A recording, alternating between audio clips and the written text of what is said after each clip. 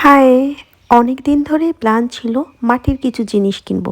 তাই বোনকে নিয়ে ভর দুপুরেই বেরিয়ে পড়লাম কিছু কেনার উদ্দেশ্যে। জায়গাটা আমাদের পরিচিত জায়গায় গিয়েই দেখলাম অনেক কালেকশন মাটির।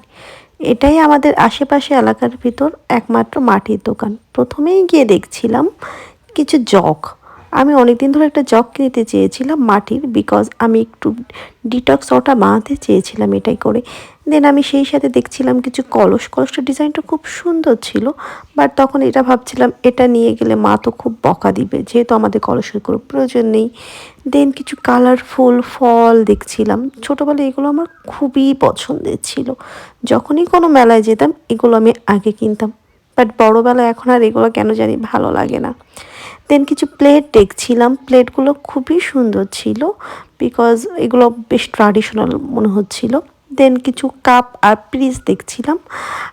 আমি নর্মালি প্রচুর পরিমাণে গ্রিন টি খাই, যদিও এত ছোট মগে কখনো খাইনি।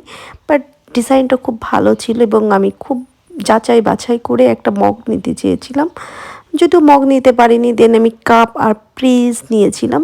হুবহু কাপ আর পিসের ডিজাইনটা সেম ছিল না, বাট যতটুকু পেরেছি মোটামুটি ম্যাচ করে কিছু নেওয়ার চেষ্টা করেছি। দেন ওদের কিছু ঘর সাজানোর ডেকোরেটেড জিনিস ছিল, এগুলো বেশ ইউনিক ছিল। একটা লাইট দেখেছিলাম, লাইটটাও বেশ ভালো। দেন আমি জগ আর মগটা আলটিমেট গুছিয়ে নিলাম, কারণ এটাই কেনাতে চেয়েছিলাম। দেন বাসায় এসে এটা মাত্র দুটো জিনিস কিনে চলে এসেছি, বাট জগটা আমার খুবই ভালো লেগেছে, সাথে কাপ